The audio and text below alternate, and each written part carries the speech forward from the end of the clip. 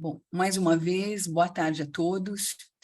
O título da nossa sessão livre é Observatórios e Laboratórios, possibilidades para o desenvolvimento e inovação da pesquisa em arquitetura e urbanismo no contexto dos programas de pós-graduação em arquitetura e urbanismo no Brasil.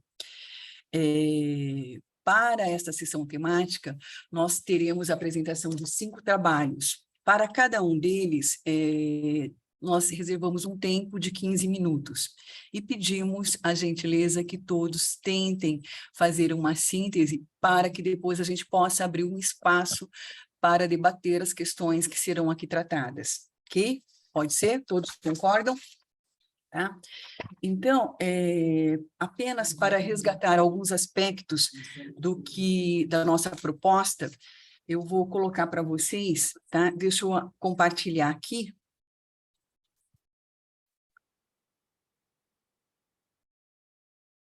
Todos estão vendo? Sim. Como nós temos convidados também, então eu vou tentar mostrar para vocês, ressaltando os principais aspectos, tá? Que vão nortear esta discussão.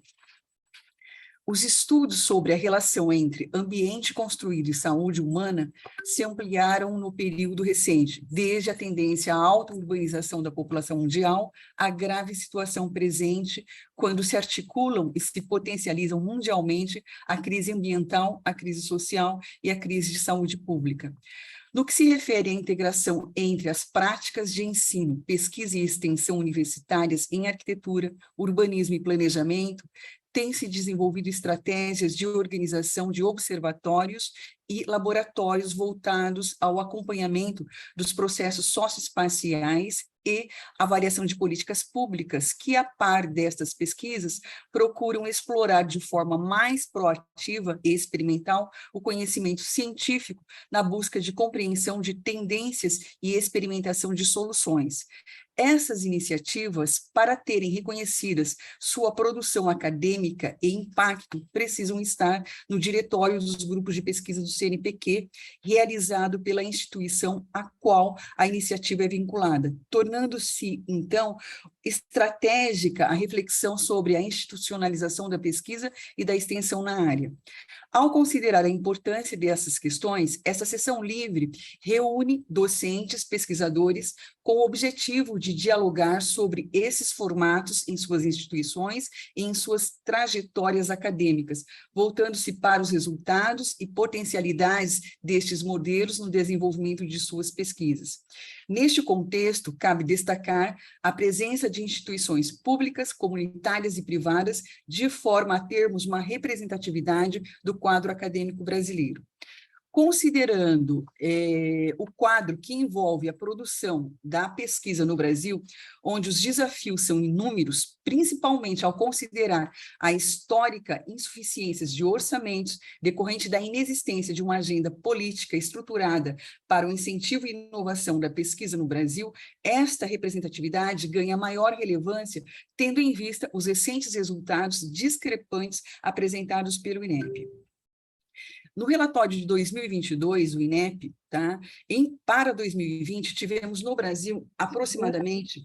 Jane, dá licença, se você puder colocar em tela cheia o seu slide e mudar o slide, talvez... Não Acho sei que se fica mais está... fácil, né? Só um minutinho, por favor. Não está passando o slide. Não está passando? Passou agora, gente?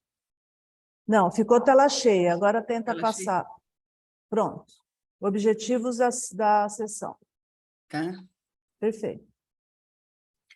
Eu só vou contextualizar alguns dados que mostram a importância dessa discussão, tá? E a discrepância que há da produção científica entre as instituições públicas e privadas, para que a gente possa entender a compreensão dessa discussão que está sendo proposta no âmbito desta sessão livre, tá? Então, para se ter uma ideia, de acordo com o relatório produzido, tá, apresentado pelo INEP de 2022, para o ano de 2020, nós tivemos no Brasil em torno de 680.354 matrículas no ensino superior.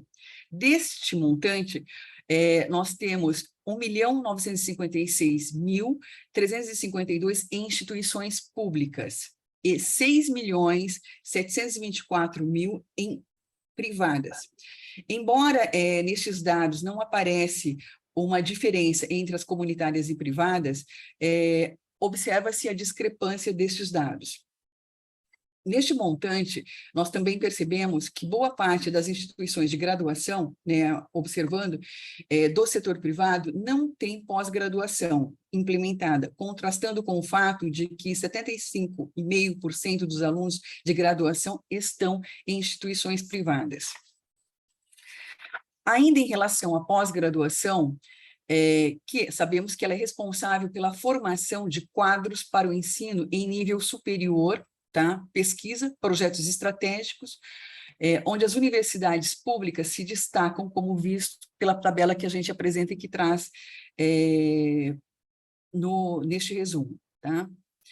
Em 2021, as universidades públicas foram responsáveis também, tá, por 75,5% dos matriculados em doutorado e 64,3% das matrículas em mestrado.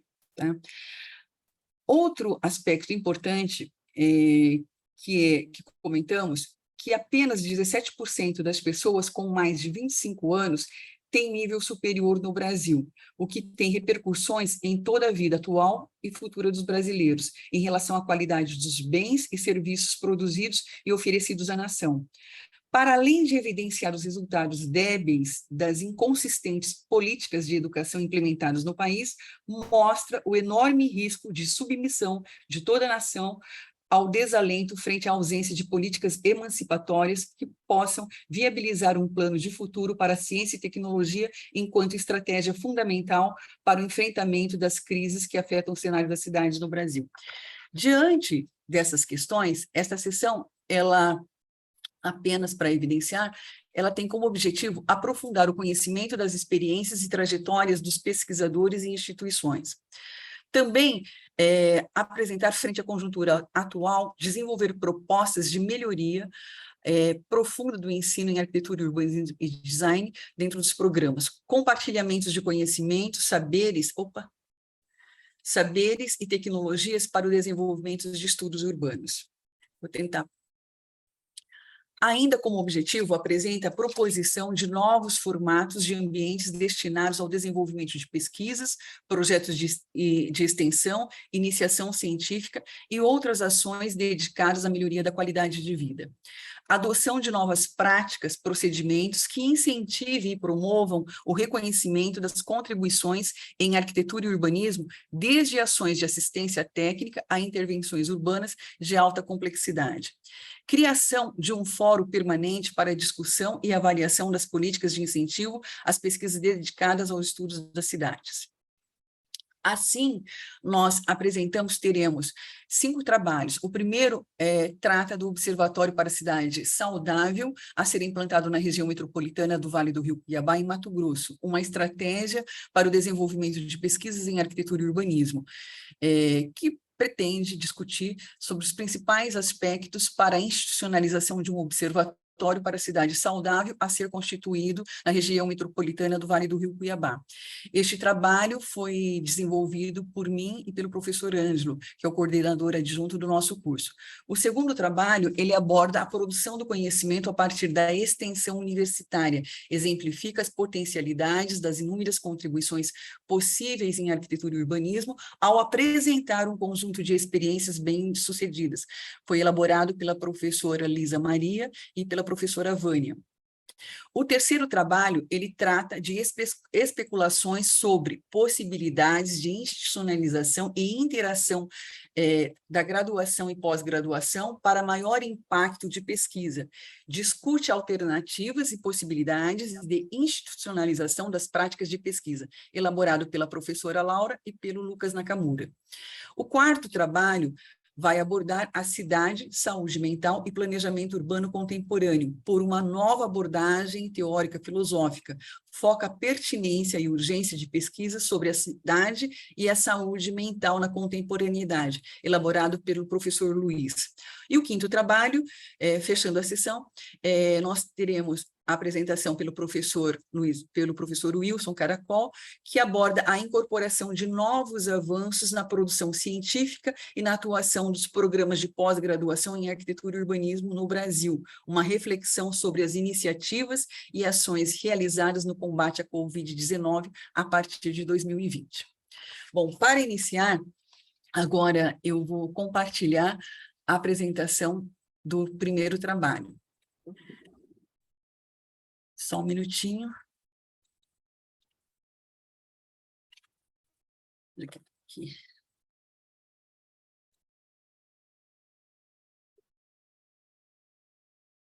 Não sei o que aconteceu, gente, sumiu. Só um minutinho. Sumiu a outra apresentação. Acontece, Oh, meu Deus. Jane. Acontece. Enquanto você procura, eu vou fazer um pequeno comentário de abertura, enquanto você procura o arquivo. Isso, Sem por problema. gentileza, Laura. Apenas, olha, Até agradecer... me desculpe, Laura, que eu Não. apresentando, me desculpe de você. Não, a gente tinha combinado da Jeane capitanear aí a entrada, a abertura da sessão, e eu quero, de qualquer maneira, agradecer muitíssimo a Jeane, que foi quem teve a iniciativa de propor que a gente fizesse essa sessão livre, e a todos os participantes que a gente conseguiu juntar, universidade pública, universidade privada, universidade comunitária, com realidades bem diferentes para fazer essa reflexão. E a gente espera que ela tenha resultados, né, no sentido de criar vínculos e termos um acompanhamento futuro mais próximo. Excelente, Laura, muito obrigada. Bem, o primeiro trabalho... esqueci de compartilhar. Só um minuto.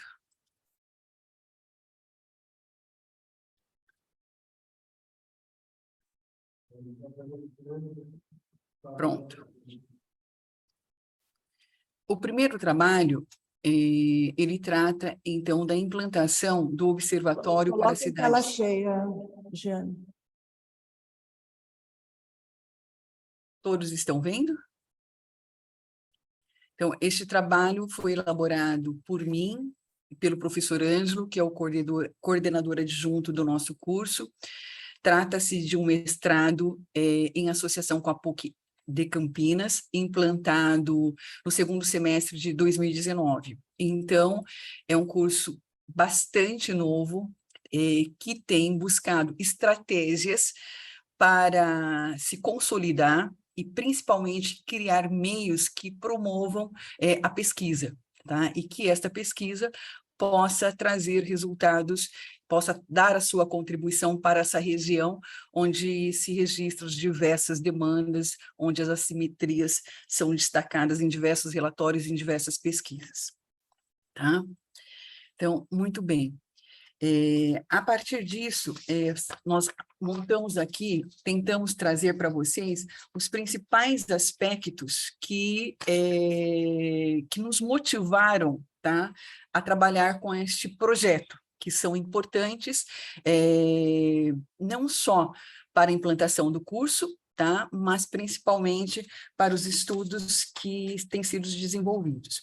Então, eu vou colocar alguns aspectos que são mais importantes, e aí, para que também o professor Ângelo possa dar a sua contribuição.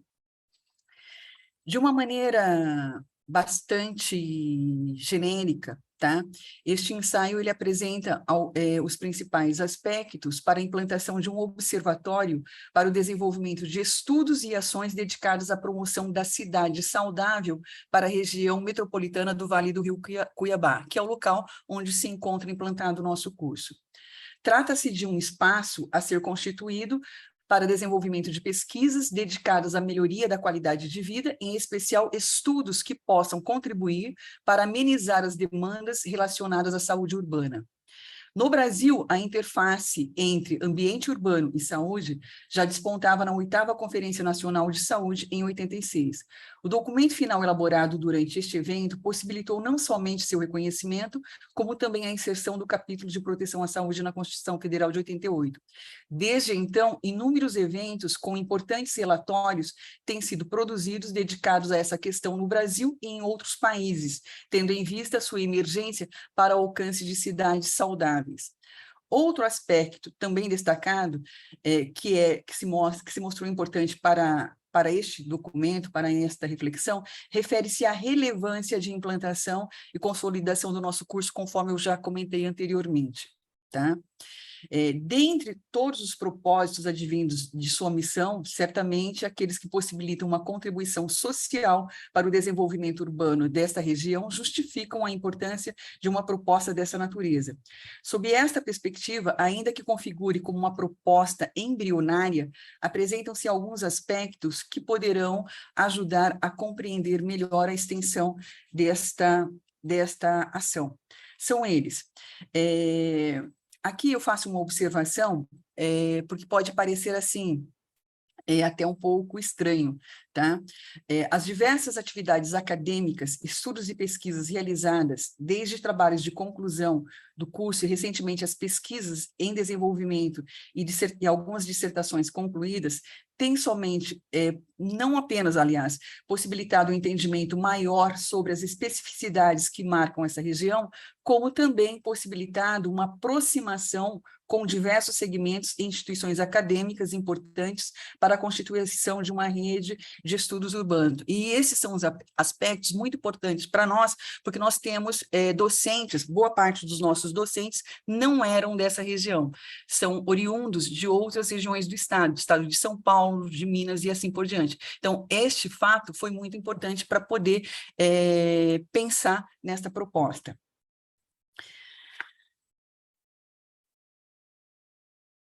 Outro aspecto também importante, que ao olhar para as cidades que integram a região metropolitana do Vale Cuiabá, diversas inquietações emergem, especialmente relacionadas a seu processo de urbanização dispersa, apesar de ter em seu território o privilégio de 2 biomas, o Pantanal e o Cerrado, que acumula também sérios problemas advindos de uma urbanização fragmentada que vem ao longo de décadas comprometendo a biodiversidade com a ocupação indevida de áreas de fragilidade ambiental, além da intensificação de quadros de desigualdades socioespaciais expressos no déficit habitacional, nos baixos índices de serviços públicos de saúde, de saneamento básico, apresentados e discutidos em diversas pesquisas acadêmicas e documentos oficiais. Tá? Nestes cenários, os efeitos decorrentes do acentuado crescimento populacional associados a severas contingências econômicas, verificadas sobretudo a partir da década de 70, resultaram em graves desdobramentos sociais e espaciais, os quais têm sido materializados de modo contundente na baixa qualidade de vida urbana, em especial nas 2 maiores cidades do estado do Mato Grosso, Cuiabá e Várzea Grande. Apenas para exemplificar, tá, este contexto, um relatório recente do Instituto Trata Brasil apresentou dados importantes que mostram essa questão que nós temos apontado. Tá? Para se ter uma ideia, no último relatório, neste relatório do Trata Brasil, Cuiabá e Várzea Grande ocuparam os piores índices de saneamento dentro do ranking nacional. De uma forma geral, este quadro mostra não apenas a ausência e inadequação de processos de planejamento e gestão na condução do desenvolvimento urbano, como também a deficiência de políticas públicas, a baixa efetividade de ações governamentais dedicadas ao atendimento das necessidades básicas, sobretudo das camadas de menor renda. Certamente, as soluções a esse contexto perpassem a questões de articulação e integração entre os diversos setores institucionais e, em suas especificidades, denota a necessidade de monitorar o crescimento urbano, entre outras medidas aptas a realizarem uma distribuição equitativa dos investimentos em infraestrutura e democratização do acesso aos serviços urbanos, que poderão minimizar os efeitos oriundos das desigualdades socioespaciais. Em linhas gerais, o histórico do processo de ocupação, ele evidencia a relevância de estudos urbanos que possam subsidiar políticas públicas integradas dedicadas ao enfrentamento das diversas demandas encontradas neste território. Frente a esta breve exposição, almeja-se que a implantação do Observatório para a Cidade Saudável constitua, em essência, um ambiente profícuo aos compromissos éticos que as instituições acadêmicas têm para com a sociedade. Nesse sentido, ganha força a ideia da importância do compartilhamento de conhecimento, saberes e tecnologias entre as instituições associadas, neste caso, a PUC Campinas e o Univag. Assim, a curto e médio prazo, propõe-se um ambiente onde o mestrado acadêmico do Univag, em parceria com o Pós-URB-ARC, possa desenvolver pesquisas e ações dedicadas ao enfrentamento das demandas locais e regionais. Para tanto, serão importantes a constituição de laboratórios de estudos e produção de projetos, de um banco de dados para subsidiar o desenvolvimento de pesquisas, projetos de iniciação científicas, de extensão e outras atividades acadêmicas, assim como a composição de uma rede de pesquisadores locais e regionais dedicados aos estudos das questões urbanas. A longo prazo, almeja-se que a constituição de uma agência de pesquisa para a proposição de políticas públicas voltadas às questões locais e regionais.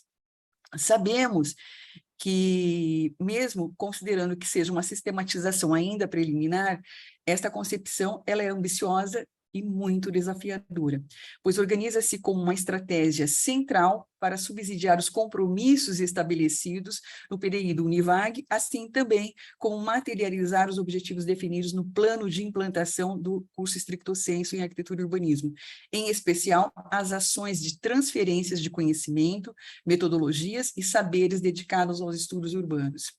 Assim, em conjunto, este conjunto de intenções tentam apontar a relevância que este observatório poderá assumir a exemplos de diversas iniciativas bem-sucedidas implantadas em nosso país para uma mudança de paradigma no desenvolvimento de pesquisa e atuação da academia frente aos desafios atuais impostos à produção do conhecimento, e principalmente diante do contexto social e político em que está inserida, na medida em que possibilita uma interlocução entre os diversos setores que integram o urbano, criando melhores oportunidades para o exercício pleno da função do arquiteto urbanista.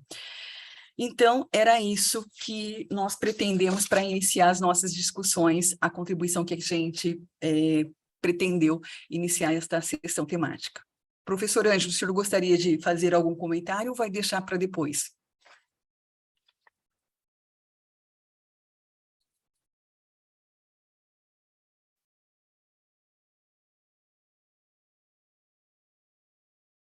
Será que ele não está nos ouvindo? Eu acho que ele caiu. Então, vamos pedir ao segundo trabalho, tá? Para que possa compartilhar a apresentação. Lisa, Você quer que eu compartilhe ou não? você mesmo compartilha, né, Lisa? Acho melhor, Sim, né? sim, vou tentar. E eu vou pedir para a Aline, se ela puder ajudar a gente no controle do tempo, avisar quando eu tiver dado uns 12 minutos, porque eu sou a mais faladeira, tenho muito medo de passar. Eu procurei emitir o texto porque eu extrapolo sempre. Diane, você tem que tirar o compartilhamento agora para eu poder usar aqui. Pronto? Ué, Acho que ainda não. Aí, agora sim. agora foi. Desculpe, Lisa. Não, que isso. Estão me escutando? Tá direitinho o som? Sim. Tá, beleza. Sim. Eu coloquei no PDF, que eu tenho medo do PowerPoint não passar, então vai ser no PDF mesmo, que fica mais fácil, né, de...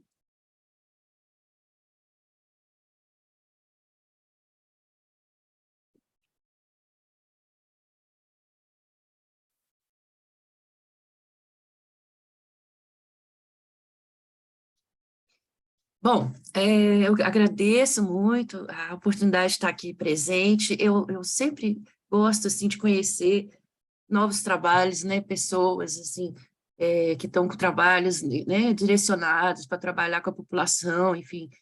Então, eu fiquei muito feliz com esse convite, né, espero poder contribuir, assim, com a nossa experiência aqui também, né, não é um observatório, laboratório, mas é o grupo periférico. É o laboratório, eu diria o laboratório ao contrário, né? De trás para frente, né?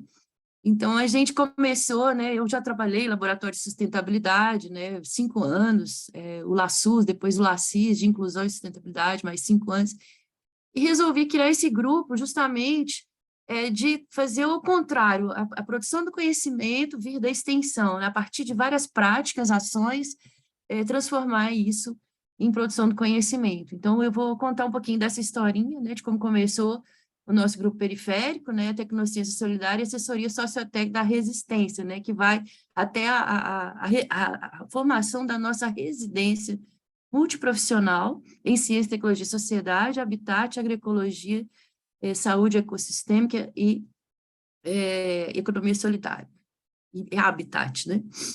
Então, lembrando um pouco do que a classe nossa de arquitetos e urbanistas vem lutando, né? Eu fiquei muito feliz com o resultado do UIA, né? Da carta que foi gerada, né? Para destacar que o projeto é um instrumento essencial para contribuir nesse planejamento, né? Das cidades, né? E também desse conhecimento técnico dos arquitetos já que deve dialogar e compartilhar o saber popular. Eu até então não tinha visto isso com mais, em termos de classe, essa preocupação, né? Então, eu sinto que está havendo uma mudança, e com isso vai mexer muito nas nossas escolas e currículos, mas vai demorar, mas que é necessário, né? Que a gente atinge apenas 16% da população brasileira, segundo o CAL, né? Em termos de acesso a projetos de moradia, enfim, de planejamento. Então, a gente vem fazendo, né, trabalhos desde do escritório modelo, né, trabalho de extensão, e chegou, assim, em 2016, eu senti necessidade de ter também trabalhos finais de graduação, criamos o grupo periférico. E aí, quando eu fui apresentar na semana de jornada de inovação, no decanato de pesquisa e inovação da Universidade de Brasília, eles ficaram impressionados com a produção de conhecimento que o grupo estava desenvolvendo e nos convidou a virar grupo de pesquisa. Então, de vários projetos de extensão, né, então, assim, da ação à reflexão, que é a praxis do Paulo Freire, né, a gente foi convidado a virar grupo de pesquisa, uma coisa que é difícil, né? Às vezes as pessoas ficam tentando virar grupo de pesquisa, então foi meio surpreendente. Então, com isso, a gente vem desenvolvendo esse trabalho de pesquisa e ação, né, que é muito nesse formato, lembrando o Dione, né, que é a identificação das situações iniciais, projetação das ações, realização das atividades e avaliação dos resultados. E esse processo é contínuo. Em cada território, a gente está no mínimo 5 anos, né, que vai fortalecendo esses laços, né, trabalhando essa visão transdisciplinar, transescalar, com movimentos populares, comunidades de periferia, entidades ambientalistas, né, comunidades camponesas, tradicionais, né. Então, a gente tem essa assessoria, né, desde o nível de formação do consultório modelo, como eu falei, o nível de profissionalização, o nível lato sensu, o nível stricto sensu. Então, a gente vem, né, desse protagonismo estudantil nos territórios, né, e que vão se conectando os trabalhos até formar uma base no território, né, de ação e de conectar pesquisas da pós-graduação, né.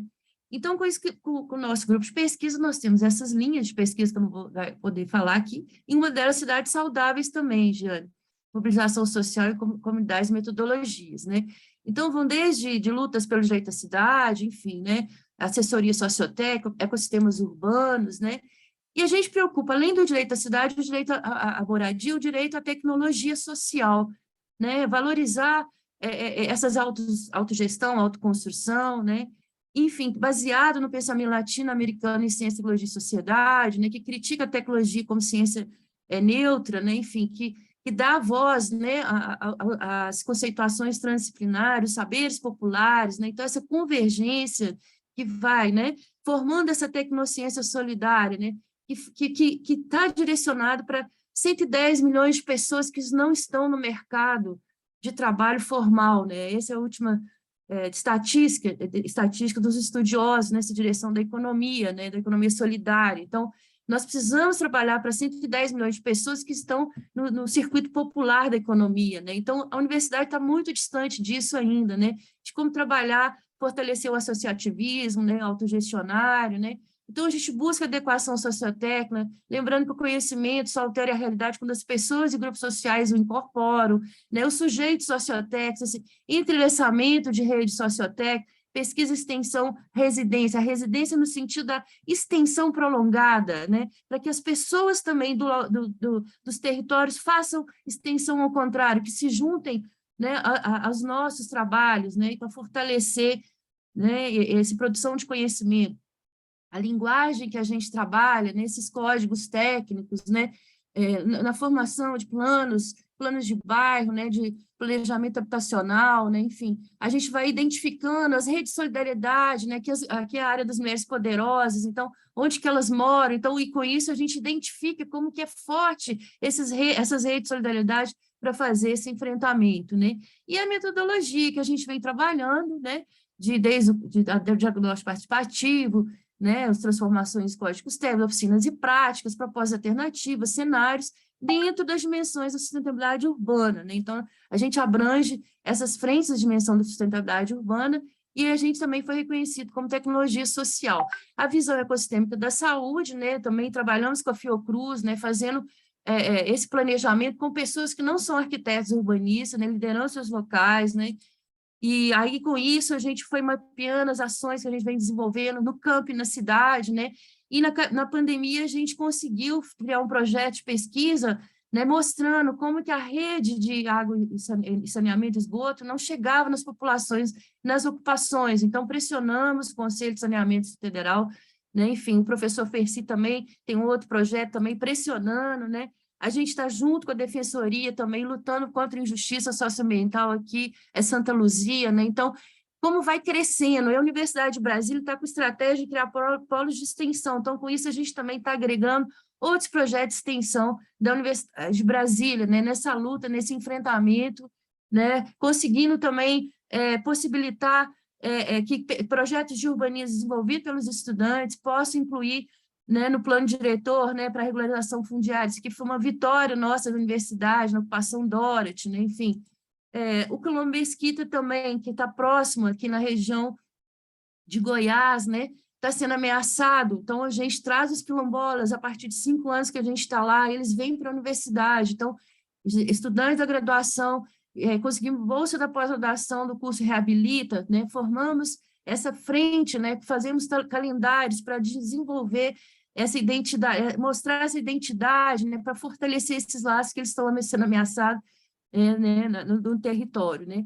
E daí vem os trabalhos que são premiados, então isso fortalece, porque outra arquitetura é possível dentro da escola de arquitetura. A gente foi muito, muito, muito discriminado, assim, muito mesmo. Agora que a gente consegue ter um espaço a partir, né, dessa luta dos estudantes, e aí a gente vai para a pós-graduação e cria uma disciplina, né, de fundamentos, ciência, tecnologia e sociedade, para abrir a nossa residência, antes de lançar o edital, e traz pessoas também, no curso de extensão, movimentos populares, para criar essa produção de conhecimento. Isso está registrado no nosso livro da residência CTS, a gente conseguiu, né, dessa disciplina da pós, com curso de extensão, gerar esse livro, na hora que começa a nossa residência, a partir do edital do CAU-BR, que a gente conseguiu recurso, e emenda parlamentar da Érica Cocai. Então, nós estamos hoje com uma turma de 35 pessoas, 18 cotistas, né, que não teriam condições de estar na universidade, né, enfim, até mesmo pelo deslocamento, camponeses da MST que estão fazendo curso, né, então fazendo essa conexão territorial, a produção do habitat no campo e na cidade, agroecologia, né, economia solidária, e aí vários territórios. Então, esses territórios que a gente trouxe essas pessoas, né, e que vamos fortalecer com microprojetos de ação local, né, em programas de ação local, são territórios que a gente vinha trabalhando na extensão. Então, por isso que eu falo que é o contrário, né? Enfim, a partir das experiências, a gente produz esse conhecimento conjunto para o enfrentamento, né, e a transformação social lá no território. Então, é mais ou menos isso que eu queria mostrar, depois eu posso falar mais. Acho que é isso. Deixa eu compartilhar aqui.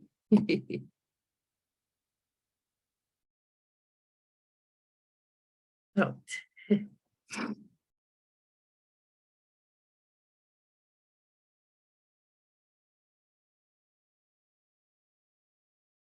Gente, desculpe.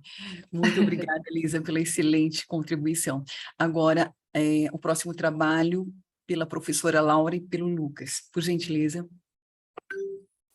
Vamos lá.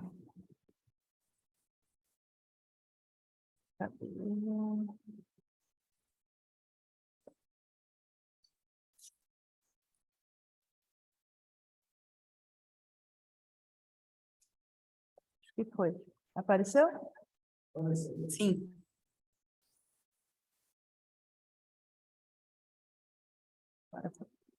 Bem, quero agradecer a exposição da Jeane, que colocou muito claramente o problema que a gente gostaria de tratar, né, aqui, e da Lisa, que trouxe uma experiência justamente de como a prática didática, desde a graduação até a pós-graduação, se articulou, formando, né, uma fábrica de propostas, uma fábrica de profissionais, uma fábrica de lideranças. Então, eu acho que é até bem envolvida aí com as experiências que a Lisa e aquele grupo que a gente tem, né, da convergência socioecológica vem trazendo, né, um grupo de estudos que a gente se autoalimenta, né. Eu, com o Lucas, resolvemos fazer essa discussão sobre como trabalhar isso no sentido dessa interação, graduação e pós-graduação, para maior impacto de pesquisa, seja nessas estruturas de laboratório, observatórios, que muitas vezes são muito fechadas, especialmente na estrutura de uma pós-graduação, né? Ou, por outro lado, as extensões, os escritórios modelos, os TCCs, né? os TFGs, que se fecham dentro da graduação, né? Então, vamos dizer, eu teria duas escalas de desafio aqui para discutir com vocês, para especular. Uma é, em primeiro lugar, como nos lugares onde nós temos a pós-graduação, essa articulação pode melhorar no sentido de uma aproximação com a graduação efetivamente, né, na ação.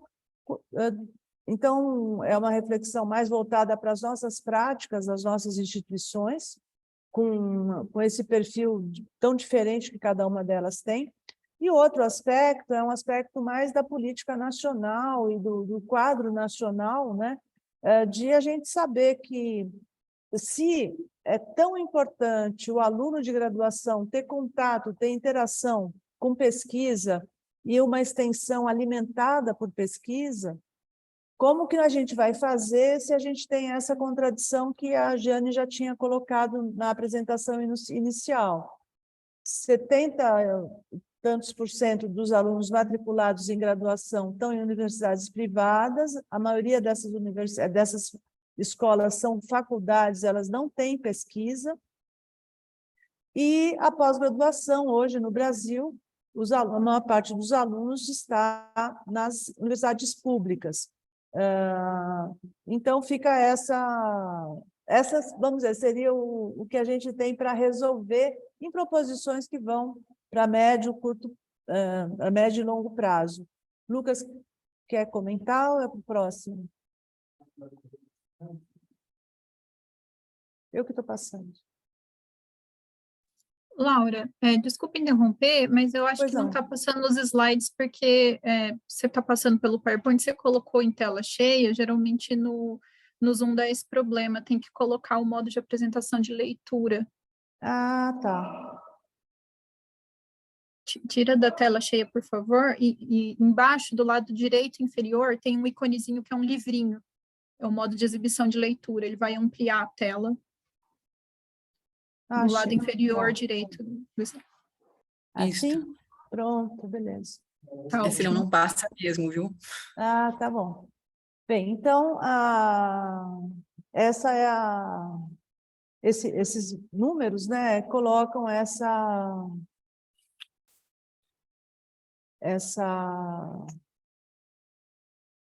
esse objeto de desafio para a gente, né? E o que eu vou procurar discutir é essa perspectiva da transformação pela educação, né? Como que a gente faz, que é o nosso, vamos dizer, o nosso lugar de fala aqui. Então, a gente traz uma discussão, uma apresentação sobre qual seria o escopo do profissional, né, de arquitetura e urbanismo, e vocês devem estar vendo que as imagens que eu fui associando com a ajuda aqui do Lucas foram de ações bem específicas ligadas à adaptação de residências através de assessoria técnica para adaptação a condições melhores, mais salubres e de curto prazo, né? Nós também temos uma necessidade enorme de obras novas no espaço interurbano, redes de equipamentos sociais, adaptações no espaço público, muita necessidade de transformação das práticas de administração pública setorial e terceirização dos serviços públicos que vem desqualificando a construção de qualidade de equipamentos e, inclusive, os próprios equipamentos públicos, né? A necessidade de profissionais que se envolvam em concursos para projetos, que tenham interesse em carreiras públicas com estabilidade para que a defesa do interesse público do ponto de vista de arquitetura, urbanismo, planejamento urbano regional esteja presente nas instituições. A necessidade de enfrentar os déficits das agendas marrom e verde através de uma transformação mais rápida das tecnologias, trabalhando com tecnociência, com soluções tecnológicas mais avançadas, tanto para a emergência climática e ambiental e social que nós temos, né? Como também como as condições socioeconômicas que o nosso país, as nossas cidades têm, né? O papel importante que os arquitetos urbanistas têm na recuperação da rede hídrica e da sua revisão de função dentro do espaço urbano, né? Que estão presentes aqui para nós, né?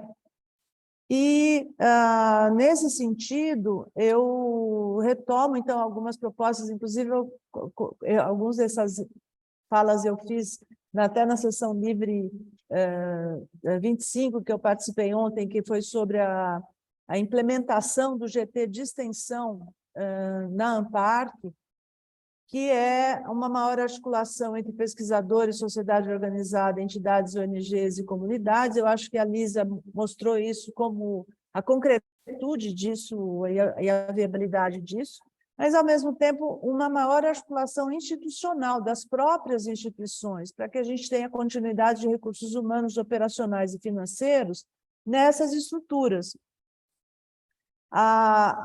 Como é fundamental que a gente tenha um reforço, inclusive com essa mudança política que o governo federal vai sofrer em 2023, com o fortalecimento das cotas, fortalecimento do ProUni e FIES, que tanta diferença fazem nas salas de aula pela sua composição social mais representativa do que a nossa sociedade, né?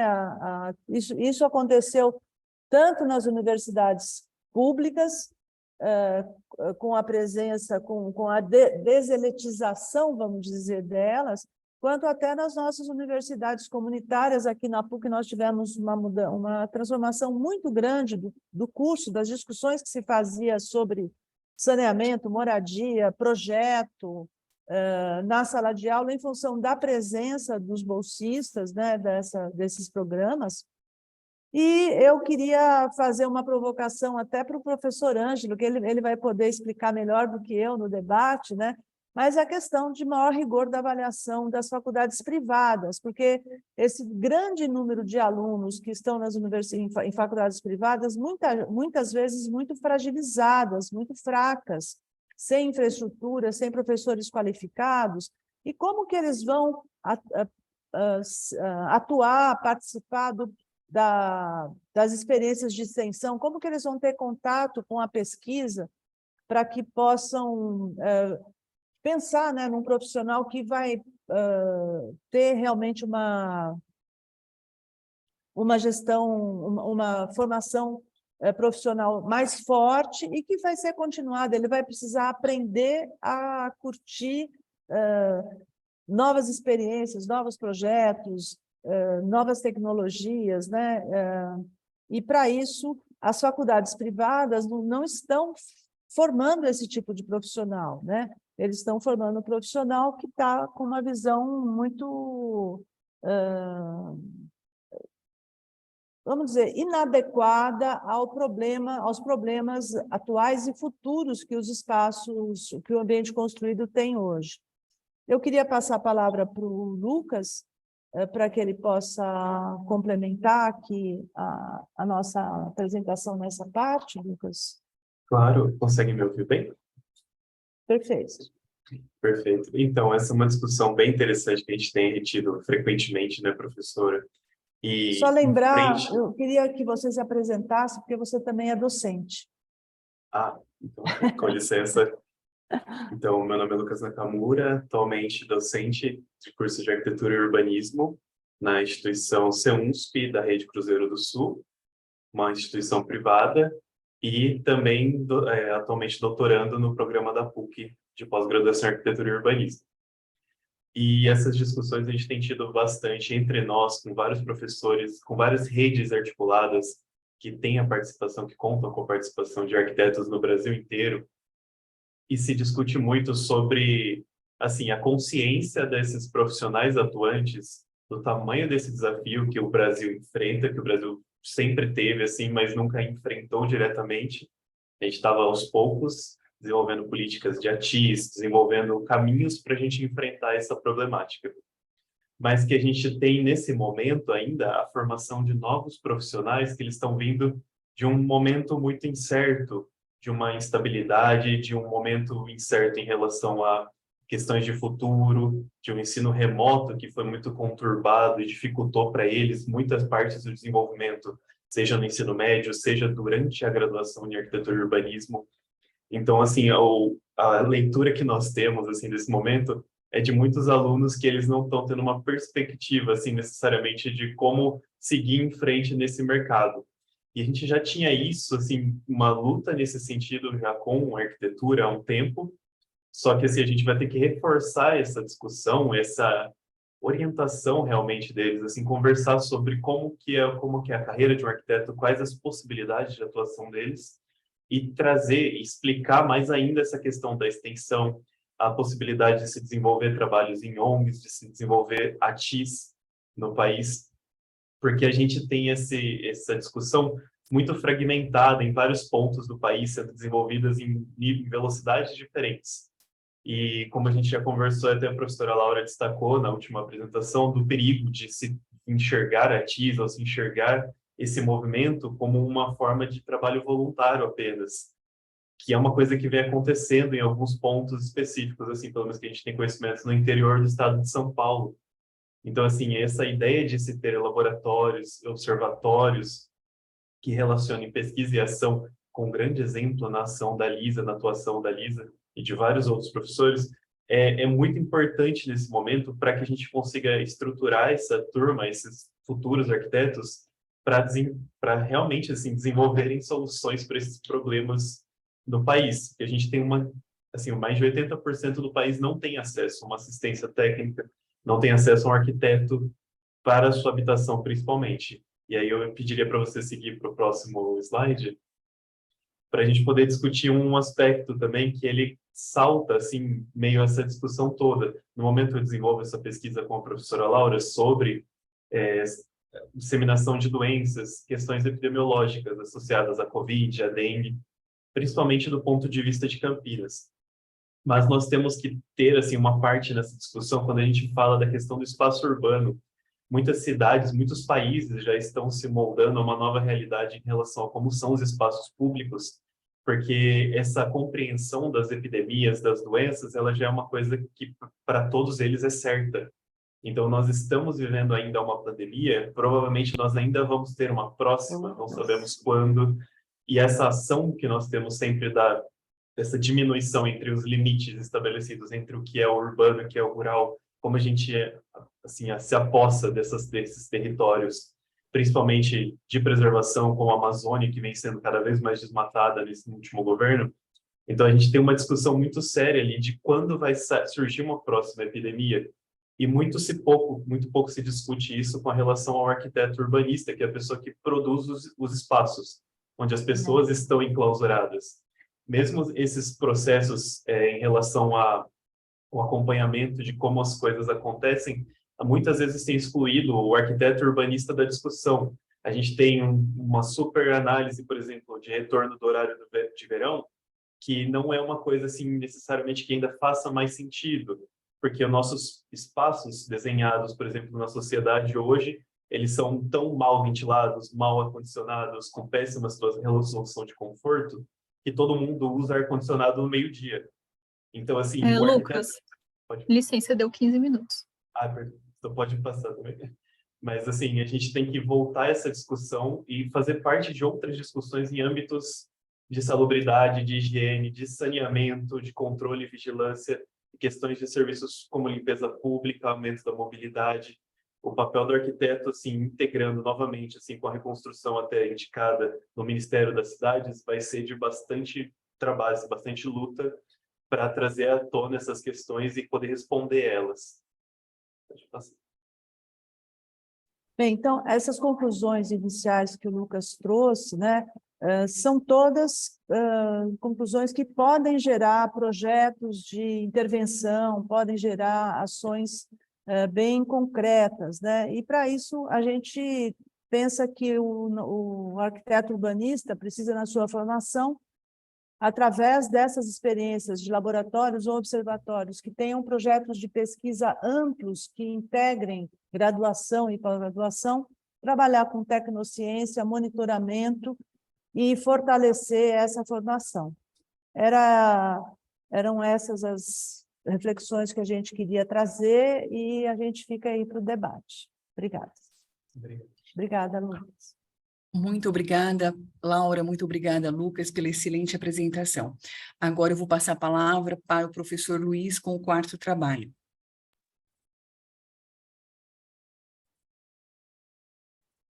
Aqui, pronto, abriu tudo. Eu vou compartilhar aqui a minha apresentação, são 3h15, portanto, 3 horas, 3h15, eu imagino que eu acabo de falar. Eu só tenho que descobrir como é que eu compartilho aqui. Embaixo, Luiz. Embaixo, uma flechinha aí, verde. Foi? Pronto. Bem, boa tarde a todos. O trabalho que eu venho apresentar hoje aqui é um trabalho que vem sendo desenvolvido e articulado ao longo de pelo menos 2 anos, quando eu tive a oportunidade de receber a então mestranda Adriana Teixeira Bahia com um curioso tema, saúde mental. Na verdade, ela falava de depressão e de ansiedade e a cidade.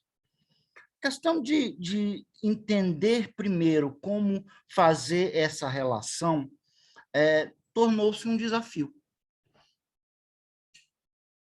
E a primeira intuição era, mas, de certa forma, já foi trabalhado pela clássica escola sociológica de Chicago, no início do século XX, com o famoso texto do professor Wright, que defendia o urbanismo como um modo de vida e argumentava sobre um estado mental, algo que remete, se você quiser mais longe, a toda a discussão de Baudelaire, o Flaner e a modernidade como um estado psíquico.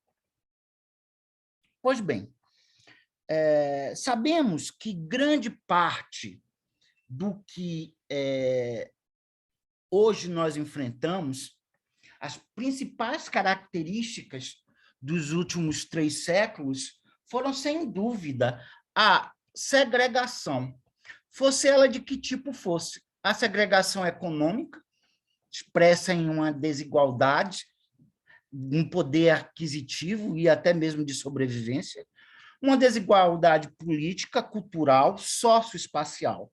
Isso é extremamente discutido, debatido ao longo desses 3 últimos séculos, cada vez sobre novas perspectivas. Atualmente, a essas segregações já tão bem discutidas e estabelecidas do processo de urbanização mundial nos últimos 3 séculos, agregou-se algo que já aparecia, mas, no entanto, ainda estava de forma latente. Isso é, a segregação racial, a segregação de gênero e a segregação religiosa. Todas elas interligadas e se expressando na luta, na disputa socioespacial, que se territorializava, como todo mundo já sabe. Porém, outras segregações dissimilaram e pularam do espaço euclidiano, isso eu digo, do espaço bidimensional, do espaço do cotidiano, para o espaço não euclidiano. Isso é, aquele espaço onde as leis que durante mais de 25 séculos foram lei, caíram por terra.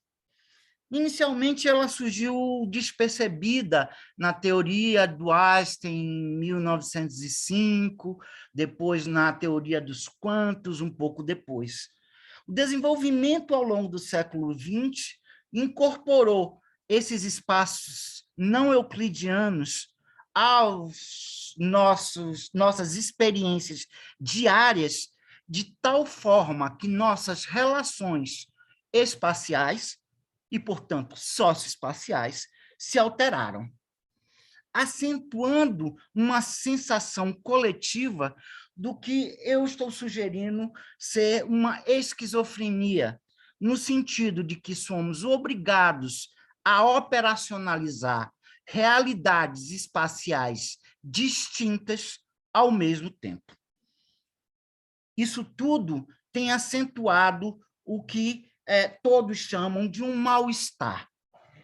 O Freud foi o primeiro a notar isso com seu clássico mal-estar na cultura ou na civilização, como queira, e o Bauman, no final do século passado, retomando o texto de Freud, no mal-estar na modernidade.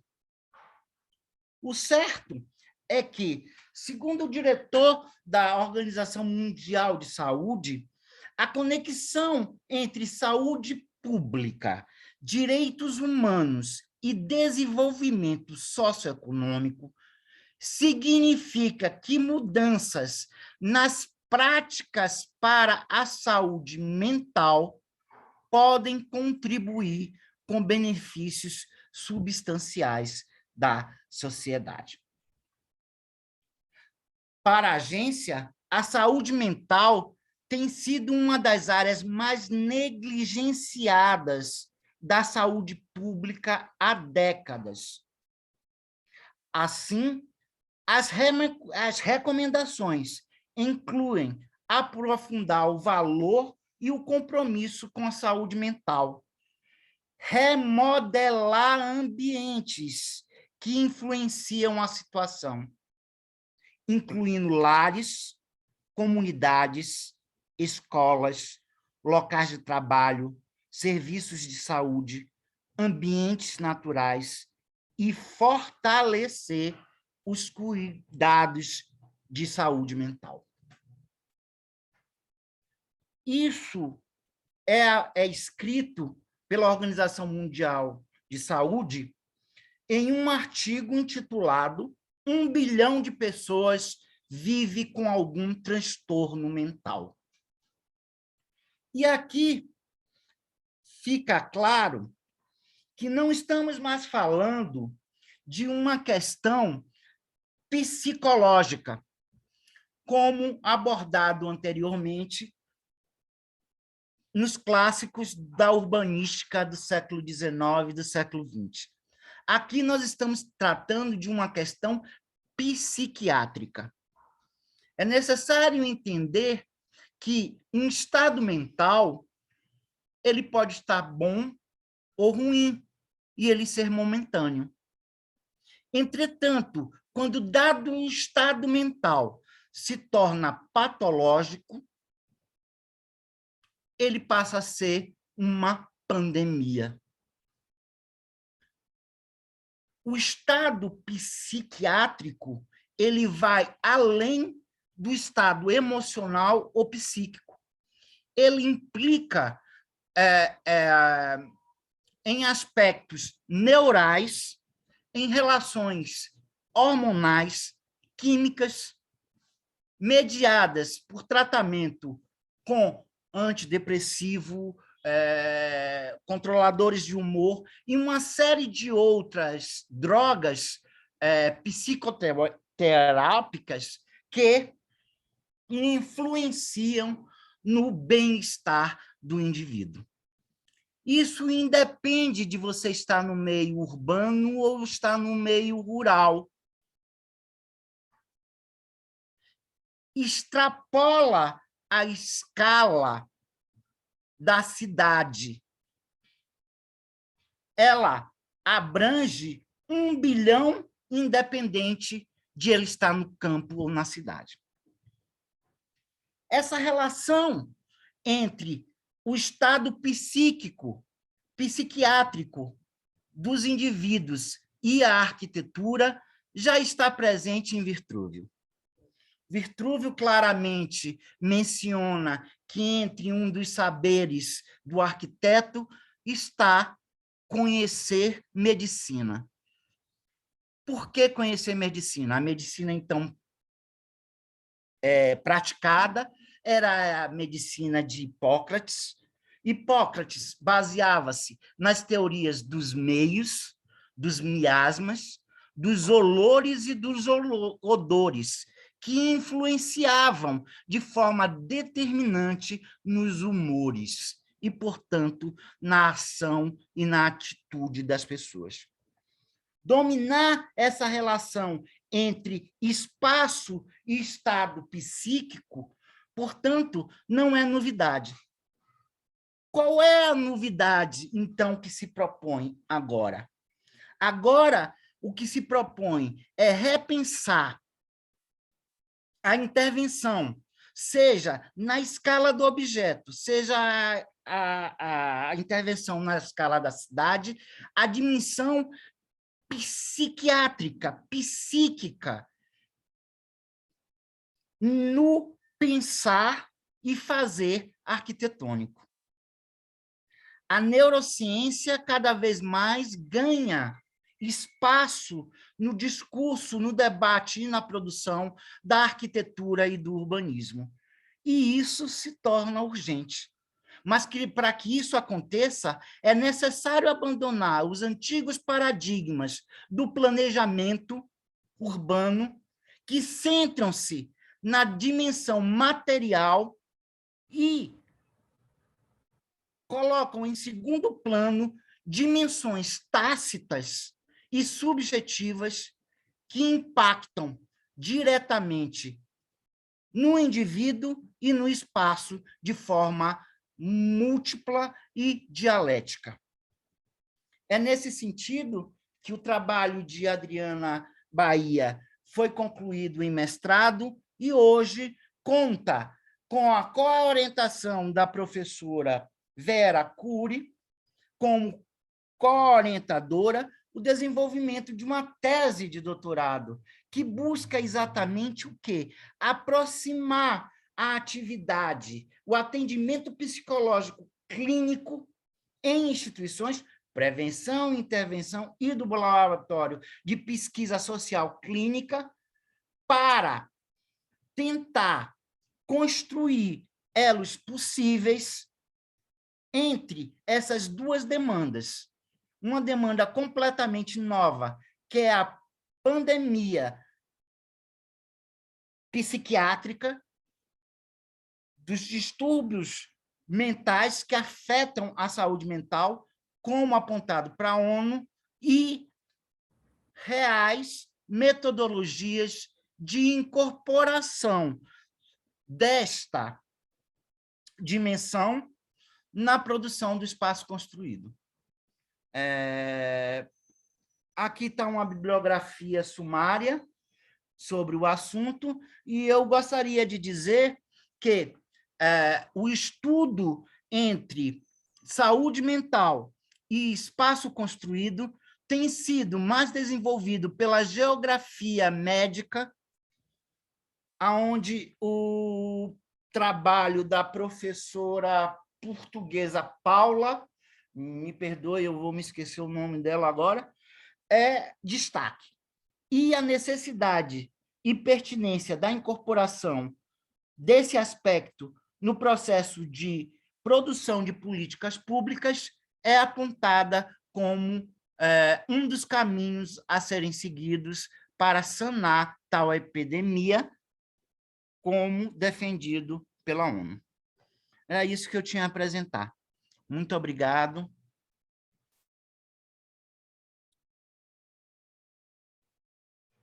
Muito obrigada, Luiz, pela excelente apresentação. E agora nós convidamos o professor Wilson para o quinto trabalho. Eu vou compartilhar isso aí.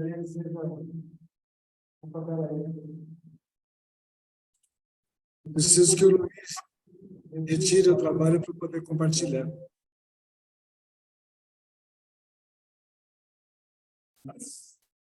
Luiz?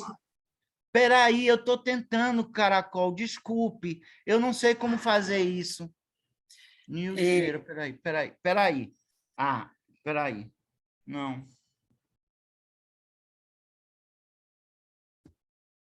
Parou? Não. Ainda não.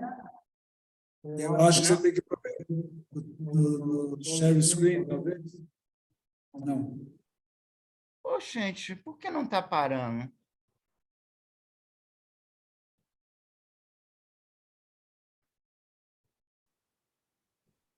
Este quadro, Luiz, que aparece na tela, este quadro que está aparecendo do Zoom, não aparece para você. Abrir um quadro branco interromperá o compartilhamento de tela? Não aparece para você aí? Não aparece, aparece um que tem Mood, Stop, Vídeo, Security, 12, já... Stop aqui, que agora apareceu. Apareceu? Ah, então tá ótimo. Pronto. Desculpa, obrigada, Caracol, mil desculpas. Não, sem problemas, Luiz. Deixa eu ver agora, porque eu consegui localizar meu PPT, eu prefiro colocar pelo PPT. Então, vamos lá.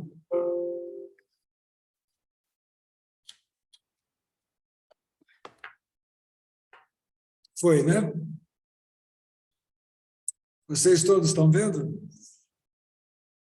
Sim. Sim. Deixa eu só aumentar meu som aqui, que eu abaixei por conta do... Hã? Eu vou apertar. Já estou querendo aumentar o som. Agora foi.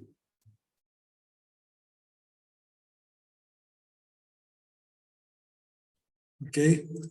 Bom, na verdade, eu gostaria de contextualizar um pouco essa contribuição, porque, na verdade, ela surgiu das atividades que eu estive fazendo aí nesses últimos anos, mas especialmente a partir do ano passado e esse ano, como coordenador da área de arquitetura, urbanismo e design da CAPES, trabalhando com os registros que os programas fizeram das suas atividades aí nesse último período, de 2017 a 2021, que é quando, aqui, na verdade, a CAPES chama a avaliação quadrenal de 20 ou de 21. Então, e também que foi fruto de talvez uma campanha específica que eu acabei fazendo junto aos 65 programas da área de arquitetura e urbanismo, que era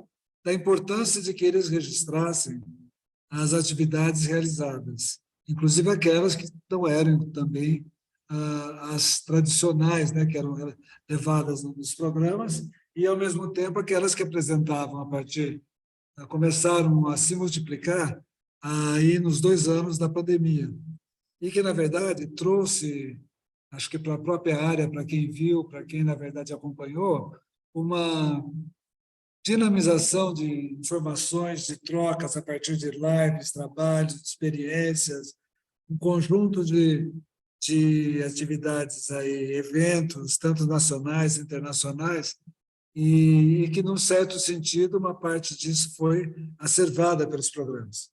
E eu achava que seria importante não perder essa oportunidade para, de fato, começar a fazer, talvez, uma discussão um pouco mais unida de experiências como essas que estão sendo mostradas aqui hoje e várias outras. Então, o trabalho se chamou, com auxílio, inclusive, da professora Laura, que colaborou também na estruturação dessa ideia, que o trabalho se chamou Incorporação de Novos Avanços na Produção Científica e na Atuação dos Programas de Pós-Graduação em Arquitetura e Urbanismo no Brasil.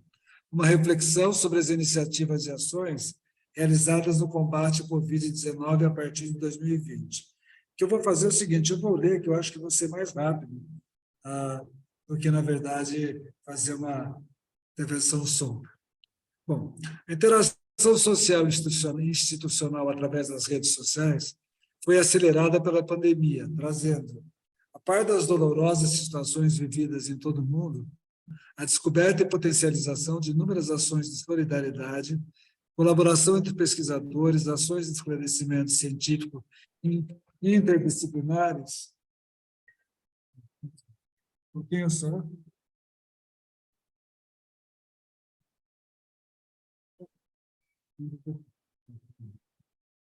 Perdão.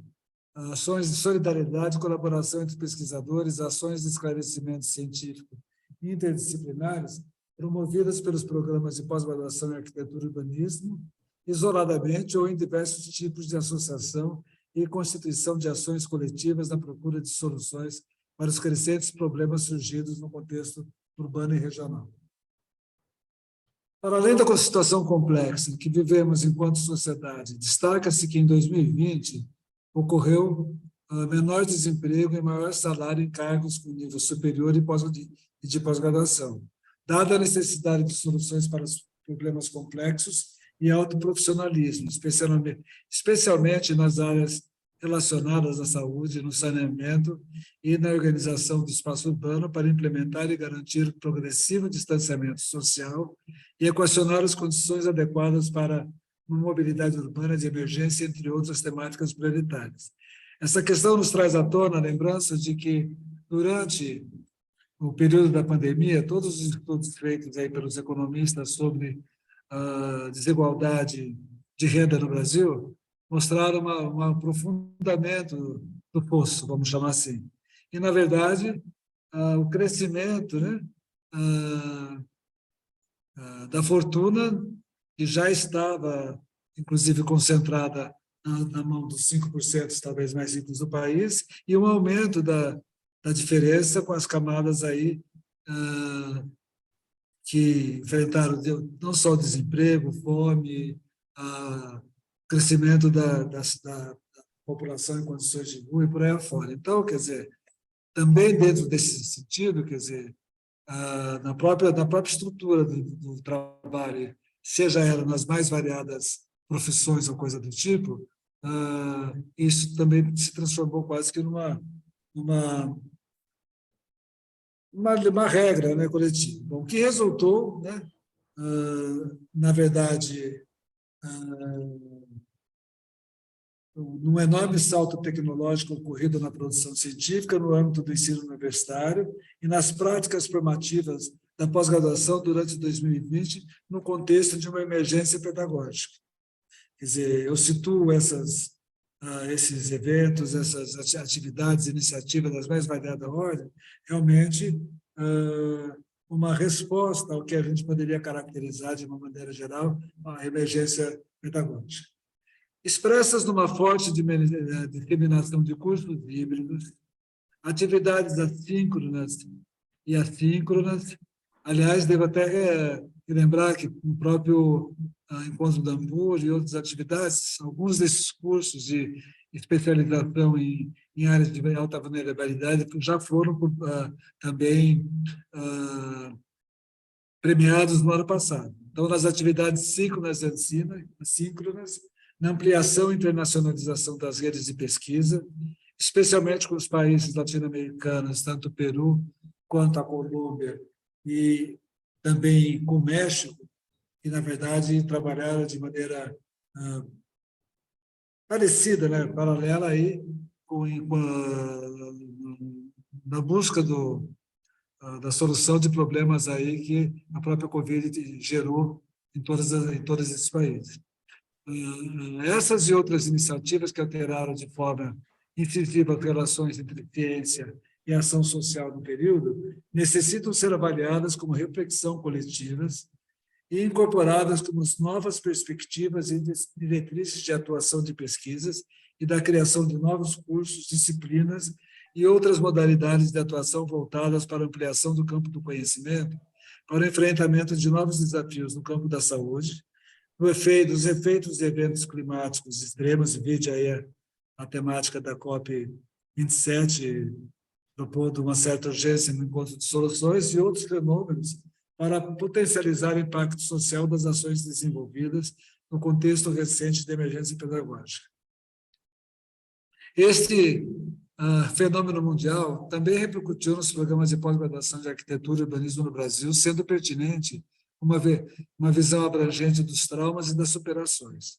As consequências provocadas pela pandemia iluminaram novos desafios teóricos para o avanço da produção de conhecimento na área de arquitetura e urbanismo, que vão desde as alterações imediatas no modo de vida e hábitos cotidianos, como até questões abrangentes do ponto de vista urbano, como repensar a relação entre densidade e concentração, cidade compacta, cidade estendida, acessibilidade e localização dos serviços urbanos e novas formas de mobilidade, tecnologias disruptivas.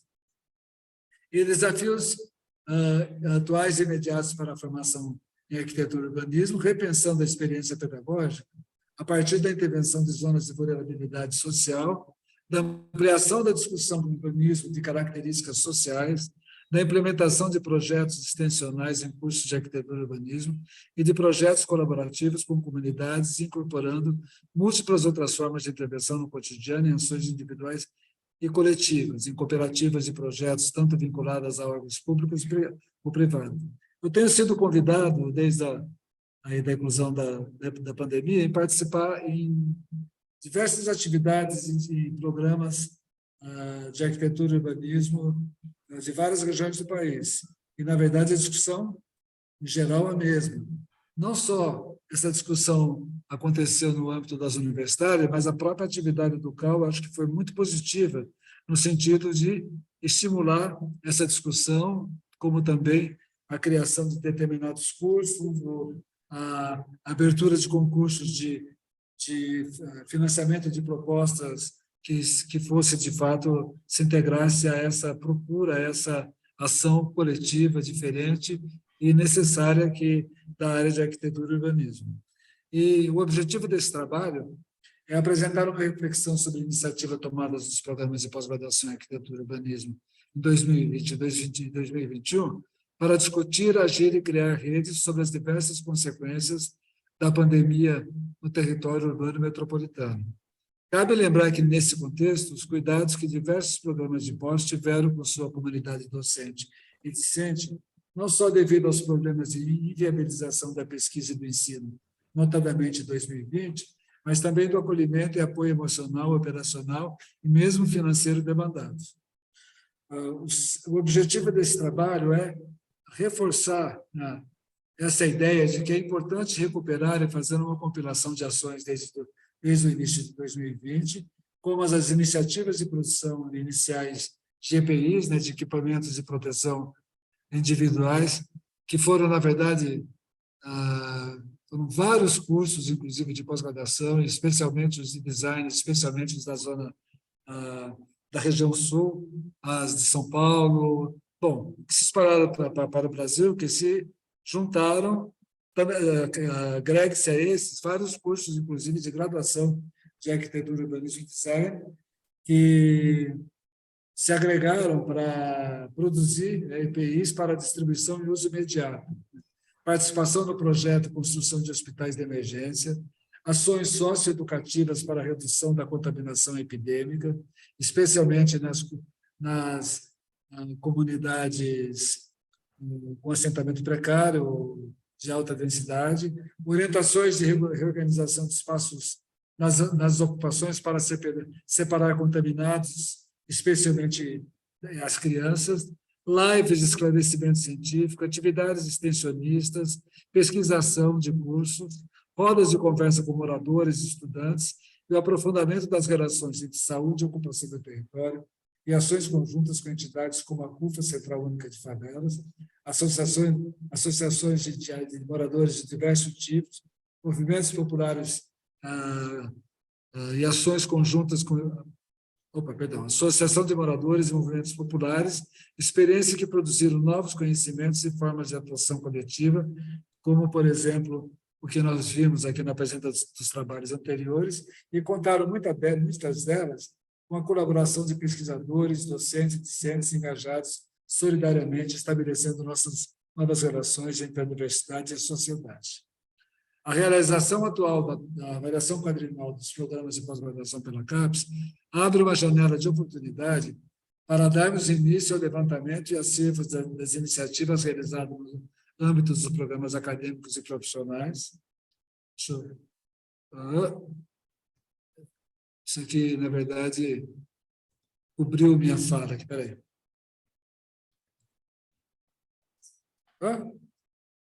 Aqui quer dizer profissionais, né? Existentes a partir dos relatórios, está coberto aqui no DOC, a partir dos relatórios e coleta de dados apresentados pelos programas como subsídio principal para atividades de avaliação previstas, que se constituem uma importante fonte de registros para as pesquisas em torno desse tema. A ideia é discutir com esse espaço criado pela Seção Livre a ideia de iniciar um acervamento do que aconteceu esses 2 anos, especialmente na pós-graduação de arquitetura, urbanismo e design, e suas articulações com as demais áreas da pós-graduação. Esse grande movimento social e institucional ocorrido não pode tornar-se somente lembranças ocasionais, e sim referências de combate coletivo pela saúde e pela vida das comunidades, valorizando o papel da pesquisa científica e da atuação dos programas de pós-graduação nas ações coletivas da sociedade. Esse é um trabalho que eu pretendo desenvolver a partir de dezembro, quando, na verdade, termina a minha gestão como coordenador da área de arquitetura e urbanismo, e pretendo criar um grupo que eu sei que o interesse tem sido bastante reiterado a respeito disso, e nós estamos com essa oportunidade de ter relatos. Nem todos, evidentemente, nem todas as atividades foram relatadas, até por vários programas que perceberam que eram atividades que poderiam entrar em vários itens, em vários quesitos, desde realização de cursos, produção de projetos, impacto social e do impacto não só social, mas também do ponto de vista da educação do arquiteto urbanista e mesmo do design. Então, eu creio que essa ideia pode colaborar para que, de fato, a gente aprofunde as discussões que estão sendo feitas a respeito disso. Por exemplo, a semana que vem eu vou participar de um encontro, o 5º encontro de ensino, de coordenadores, perdão, e 3º encontro de ensino na área de arquitetura e urbanismo, organizado pelo CAU Minas Gerais, e que a ideia exatamente é discutir se, na verdade, os cursos hoje estão cobrindo de forma pertinente o que seriam as atribuições profissionais. O CAU, na verdade, enxerga mais diretamente para a questão do projeto, a questão da construção e por aí afora. Então, na verdade, acho que nós não podemos perder essa oportunidade de olhar para a realidade e trazer como uma reflexão e ampliação do nosso autoconhecimento aquilo que foi feito pelo movimento popular, pelos estudantes e na forma de trabalho extensionista. Aliás, o primeiro encontro de extensão também aparece aqui dentro. Então, acho que nós temos um bom momento e a ideia é convidar quem estiver interessado para participar disso.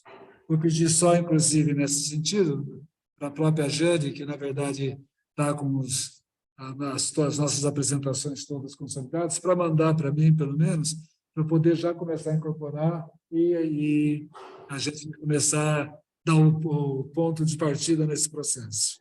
Obrigado e gostaria de parabenizar a todos que apresentaram antes pela qualidade do trabalho e pela renovação, né, desse otimismo que eu tenho no momento, por a gente começar, espero que sim, a partir de janeiro, um novo ano, um novo período de vida nesse país, que seja mais justo e democraticamente participativo. Obrigado.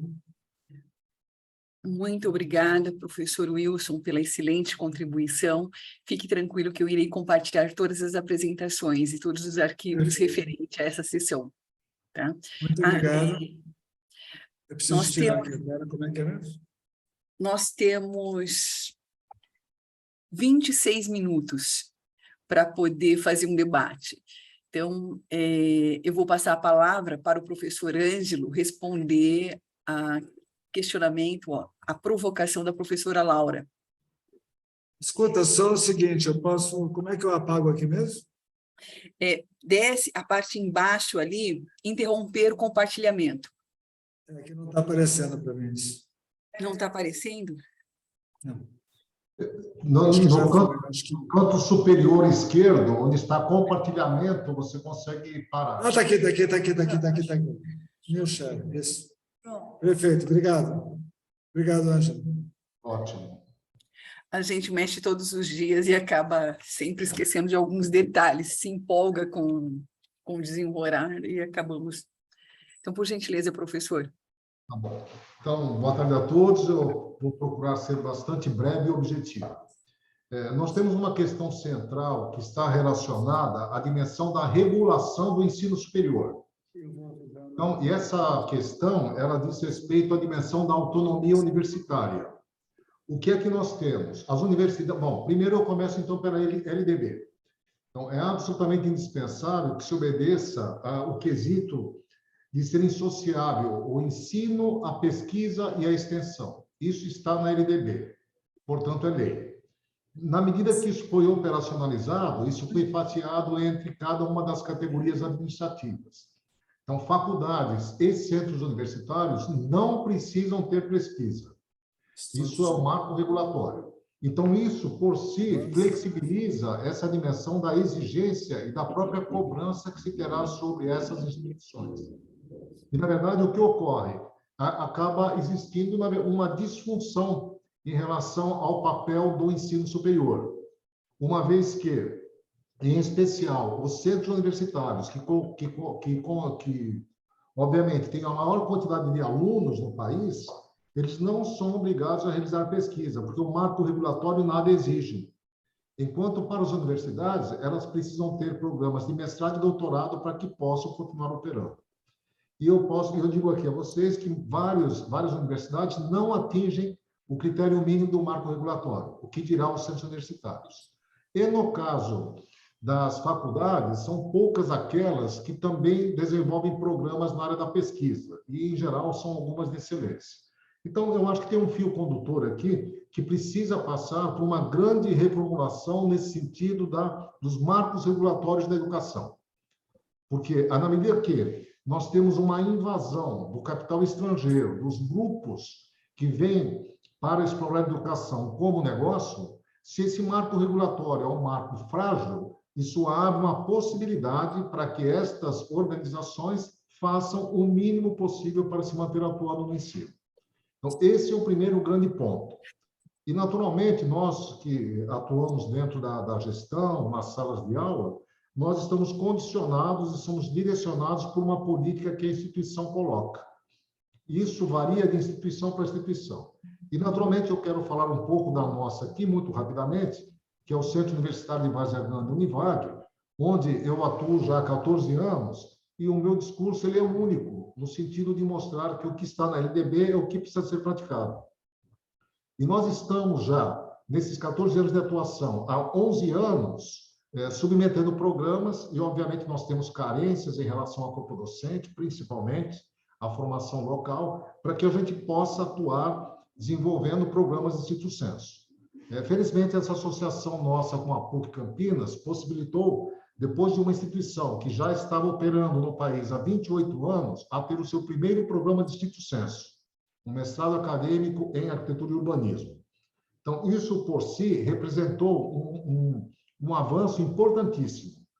Independente do marco regulatório, que não exige isso, e, naturalmente, se essa instituição ela estivesse nas mãos de algum grupo, a primeira coisa que o grupo faria era fechar o mestrado. É isso que acontece. E eu falo isso por experiência de outros grupos que eu trabalhei e que isso veio acontecer, em especial o Grupo Laureate, que abandonou o país e fechou todos os seus cursos de estrito senso. Porque, na verdade, esses cursos são avaliados a partir de um critério chamado financiarização, que objetiva simplesmente o lucro. Então, se dá prejuízo ou se não dá resultado, é melhor fechar, segundo a ótica dessa lógica de negócios. Então, para que a gente pudesse alterar essa situação, o marco regulatório tem que ser um marco mais exigente e que, na verdade, cumpra aquilo que está escrito lá em 1996 na LDB. Primeiro ponto. A outra são essas iniciativas onde nós, acadêmicos, conseguimos demonstrar objetivamente que essa interação entre ensino, pesquisa e extensão produz resultados positivos no que se refere à qualidade da educação. E, nesse sentido, nós estamos muito animados por conta dessas atividades extensionistas, porque este é o ponto que consegue materializar as questões que nós tanto discutimos e tanto apontamos como falhas na sociedade. E, naturalmente, como eu disse, sem ser repetitivo, é absolutamente importante uma política de Estado para que possa alterar o regramento. Obviamente, essas instituições precisam ter um tempo para se adaptar, para que essa cobrança seja maior. Essa cobrança, na verdade, está baseada em resultados. Esses resultados decorrem das produções acadêmicas, das intervenções que esses programas podem realizar em todos os sentidos. Então, há muito trabalho a ser feito. Eu acho que nós precisamos iniciar ou dar continuidade para aqueles que já estão, de forma tal que esses resultados possam rapidamente aparecer. É o nosso propósito. No caso ainda do Univag, eu quero mostrar essa firmeza de propósito, é que a gente possa, ao longo desse tempo, desenvolver um conjunto de práticas, dentre elas o Observatório das Cidades. Porque nós nos baseamos, junto com os colegas da PUC Campinas, num planejamento que decorreu da necessidade de atuar num projeto da Amazônia Legal. Embora nós não tivéssemos sido contemplados pela CAPES, nós resolvemos utilizar aquele planejamento então feito para que ele pudesse ter vazão com autofinanciamento desta instituição. E assim a gente vem procedendo. Naturalmente, fomos atropelados por esse momento da pandemia, que ele é dramático em relação à captação de alunos. Nós contamos com poucas bolsas CAPES, mas mesmo assim a gente mantém essa firmeza de propósitos de forma tal que a gente possa alavancar essas ações que têm que ser objetivas. Há um conjunto de situações que se mostram importantes, porque eu preciso não fazer da minha fala um discurso, e na verdade não é. O que nós conseguimos nesse pouquíssimo tempo de atuação, nós aumentamos a nossa relação com o poder público, relação a qual faz com que a gente participe de discussões que envolvem os planejamentos das cidades. Conseguimos ter uma atuação em algumas áreas de forma muito mais objetiva e forte. E nós estamos integrando o trabalho que existe no nosso curso de pós-graduação com a graduação, por meio dos projetos integradores, das atividades de extensão da própria graduação, da iniciação científica. E eu apresento aqui que, muito recentemente, isso tem a questão de mais ou menos um mês, nós conseguimos, junto à Secretaria de Educação do Estado, um projeto que objetiva desenvolver iniciação científica no ensino médio. Obviamente, pode não ser novidade para muitos de vocês, mas para nós é uma novidade muito importante, porque a ideia é que a gente consiga capacitar, no primeiro momento, cerca de 50 docentes da rede, e que a gente tenha um número muito parecido de alunos como esses, que vão ser selecionados por eles, para que possam dar vazão às questões que envolvem a melhoria das cidades. Até tem um projeto muito bacana, por inspiração intelectual da professora Jeane, que se chama Pensando Cuiabá e Várzea Grande, como se viver em cidades melhores até 2030. E que para que isso venha acontecer, naturalmente precisa dessa participação, onde essas questões que nós tanto tratamos possam ser aprendidas em idades mais tenras. E, naturalmente, a gente precisa de gente para estar conosco nesse processo. Então, a minha visão também, a exemplo do que o Caracol comentou, ela é sempre muito positiva, a par da dramaticidade que as questões envolvem. Agora, é claro, eu acho que nós vivemos um momento político bastante rico, né? Principalmente em função dessa dimensão de participação, de discussão, e o cenário se apresenta positivo, sim, a partir do momento que as pessoas serão ouvidas. Eu acho que câmaras especiais em relação à educação precisam ser montadas, precisam ser operacionalizadas, e eu acho que nós temos condições de participar de forma ativa. Porque o que é que nós estamos discutindo? É um regramento dentro de uma área que é desnecessário dizer que é a área mais importante do país. Sem ela, a gente não consegue produzir riquezas. E fundamentalmente, diminuir as desigualdades. Só que isso, dito assim, pode parecer um simples discurso, mas não é. É preciso materialização, é preciso ação, é preciso pesquisação, todas as questões aqui discutidas. Tá bom? Não sei se atende integralmente às questões que a professora Laura gostaria que eu me pronunciasse, mas elas são bastante simples, bastante práticas nesse sentido. Obrigada, professor. Eu acho que, como a gente tem pouco tempo, eu queria talvez passar a palavra agora. Eu acho que o que o professor falou é justamente essa característica nossa, né? A gente tem grandes empresas hoje no ensino privado, formando um monte de gente, e esse momento político vai ser o momento em que a gente tem que se voltar a isso, não no sentido de destruir o setor privado, pelo contrário, ele está segurando uma onda importante, né, de alunos, mas de criar condições e cobrar uma qualificação logo de início, né, para que a gente possa ter essa transformação.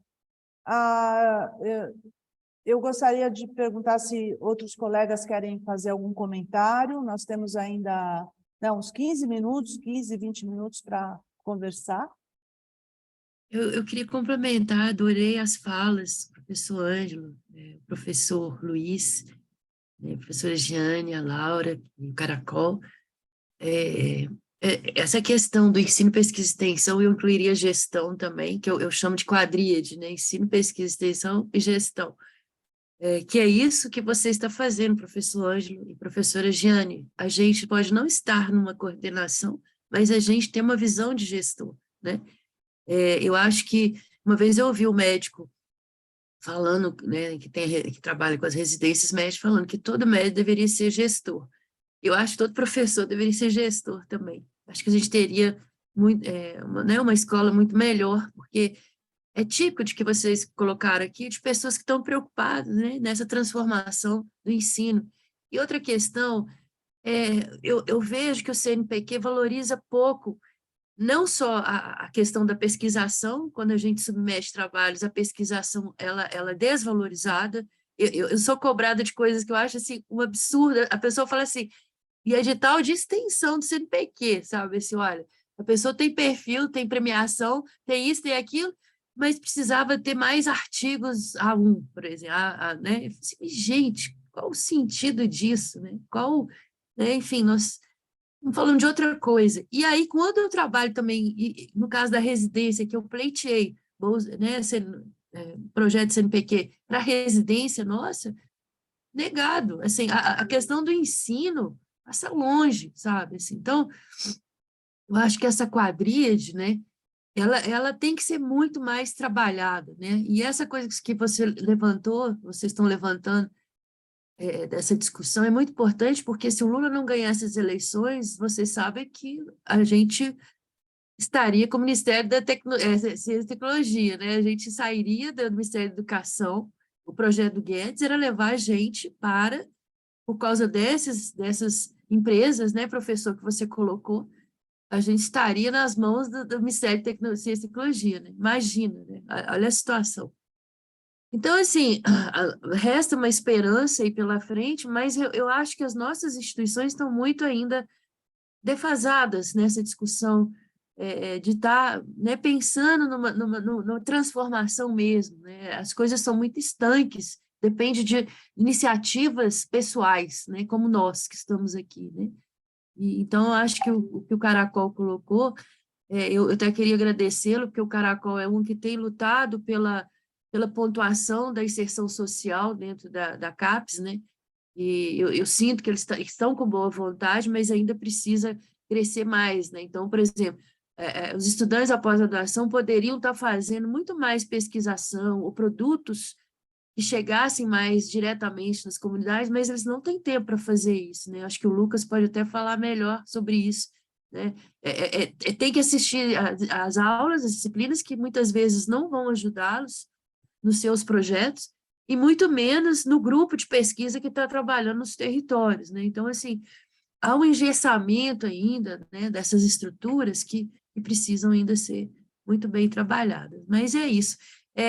Só um detalhe da nossa residência, Laura, que a gente fez a chamada, né? Tentamos pessoas dos territórios, e a gente foi muito bem sucedido, então pessoas dos territórios estão fazendo residência, pessoas que nunca fariam, porque não teriam recurso para deslocamento, então os camponeses para sair do campo, para vir para cá fazer, já está sendo uma vitória. E uma coisa que chamou a atenção, tem pelo menos 5 pessoas com mestrado fazendo, que, né, foi uma disputa muito acirrada, né, a gente não tinha como, tinha que valorizar os currículos, não era só isso, a gente valorizou as práticas, né, então o recém-formado levou desvantagem, porque as práticas também foram valorizadas, mas no depoimento deles ontem, na nossa roda de conversa, era, gente, eu nunca vi isso na universidade, eu nunca tive contato na graduação e na pós-graduação, então é uma oportunidade única de trabalhar pesquisa, ensino e extensão junto, de trabalhar a pesquisação, de trabalhar a transdisciplinaridade, que é outra questão, né, com isso que vocês colocaram do observatório, das mudanças climáticas, enfim, a gente precisa da visão transdisciplinar, que ainda é muito segmentado, né, as caixinhas são ainda muito... Então, nós estamos com antropólogos, cientistas ambientais, com camponeses, com arquitetos urbanistas, então, tudo numa sala de aula, e fazendo projetos junto, não é cada um você vai fazer o seu. Vamos fazer microprojetos que vão se interligar para fazer um projeto, um programa de ação local, né? Então, isso também nunca teve oportunidade. Pessoas que estudaram em universidade pública, né? Então, você vê como é que a gente precisa transformar mesmo ainda, né? É isso, gente, eu vou ficar por aqui, peço desculpa que eu estou muito gripada aqui, meu olho está enchendo d'água aqui. Só comentar do professor Luiz, que pesquisa interessante, assim, essa questão da psicologia ambiental, eu acho ela fantástica, assim, eu trabalho com o Christoph Alexander, né, que veio para a arquitetura com essa visão da psicologia ambiental, como é que interfere no modo de vida das pessoas, o ambiente construído. E o que a gente tem constatado nos territórios, tem muitos jovens com depressão, diante da maneira como eles estão vivendo, totalmente sem perspectiva ali naquele ambiente construído. A minha filha, que é do é médica popular do SUS, ela fala que mais problema que tem nos pós-saúde é saúde mental, né? Enfim, então, parabéns aí pela sua pesquisa. Obrigada. Lisa, eu que agradeço a você pelo comentário e eu concordo com muito do que você disse. Sem dúvida, a questão da saúde mental é urgente e tem sido diagnosticado por outros campos do saber que não da arquitetura. Não à toa, a Organização Mundial chama a atenção para que os planejadores têm negligenciado esse aspecto. Então, de fato, é importante chamar a atenção. E o grande desafio de incorporar essa dimensão psiquiátrica, mais do que psicológica, ela consiste em exatamente quebrar esses quadradinhos, essa visão arraigada do passado, que concebe a produção do espaço construído de uma forma muito setorizada.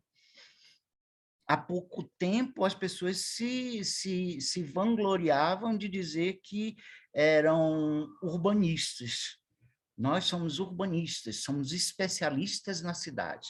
O arquiteto urbanista é o arquiteto especialista na cidade. É uma coisa esquisita, porque a cidade ela não é do domínio de um especialista. Ela é exatamente multifacetada, ela é, por natureza, transdisciplinar.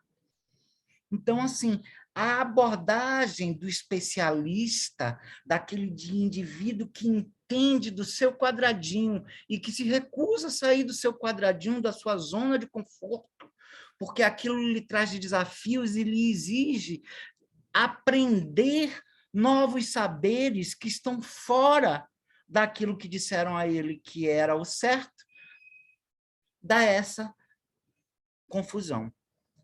Eu venho trabalhando há anos dizendo que a urbanística francesa é diferente do planejamento urbano anglo-saxônico.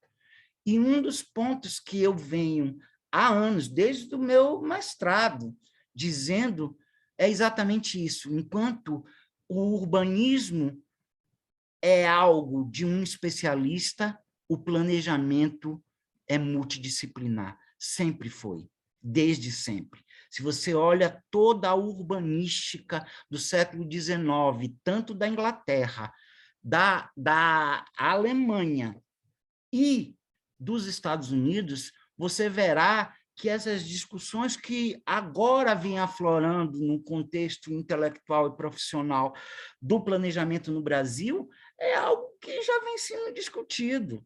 Para você ter ideia, em 1908, Harvard já estava discutindo uma disciplina de direito urbanístico. O direito urbanístico no Brasil é coisa de o quê? 2000 para cá, um pouco antes, talvez.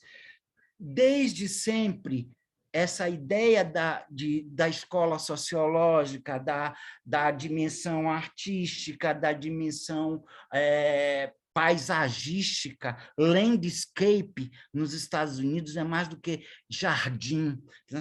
Fez o jardim do Central Park. O Central Park não é um projeto de um jardim, é um landscape, como eles entendem, ou seja, o desenho é a arquitetura da paisagem, do território, e nisso ele é muito mais amplo. Agora, essas discussões elas sofrem uma forte resistência no meio acadêmico brasileiro, em particular, devido à arraigada formação francesa, que ignora outras matrizes, ou, pelo menos, atribui a outras matrizes um valor secundário ou pouco relevante, mas que, no entanto, sobretudo da década de 60, isso vem aflorado. E aí, de novo, a cultura norte-americana tem se destacado. Você pesquisa em universidades norte-americanas, essa questão da saúde mental, essa relação entre saúde mental e cidade é algo que está assim, na ordem do dia das pesquisas na área médica, você está entendendo? Sobretudo na área médica, curioso, na área da geografia, muito tem se discutido nessas duas áreas, mas ainda na área da arquitetura, apesar dos estudos que vêm aparecendo, marcadamente, de novo, de língua inglesa, é um tema ainda pouco discutido. Então, de fato, nós temos um trabalho que transcende a mera reflexão teórica, mas que passa pela reflexão de nosso próprio objeto, de nosso próprio fazer arquitetônico, o que é fazer planejamento e qual é o mundo que nós queremos. Então, assim, é ensino, é extensão, é gestão, como você propõe, e é pesquisa. Está entendendo? Então, assim, eu agradeço pela sua observação e pela oportunidade de eu expor melhor quando eu digo que é necessário um novo arcabouço teórico para enfrentar esse problema. Obrigado, tá? Desculpa, não sei se falei demais, mas desculpa.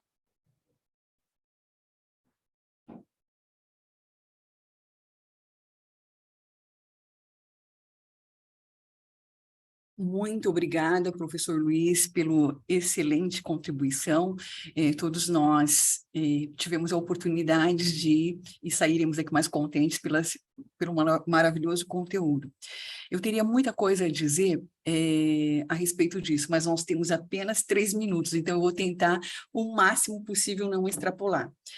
Todos os trabalhos... Jane, você só me permite um minuto. Eu queria só comentar que a Lisa colocou o livro sobre a residência, está o link aqui no chat, então vocês podem copiar, que é importante, e que o Lucas tinha feito um comentário, que depois a gente vai considerar, que é a questão da quantidade de cursos que nós temos na arquitetura e urbanismo em noturno, que tem uma especificidade de como tratar, como fazer esse aluno se envolver em extensão, pesquisa, já que ele está numa outra condição de inserção, tá? Mas agora, Jeane, volta a palavra.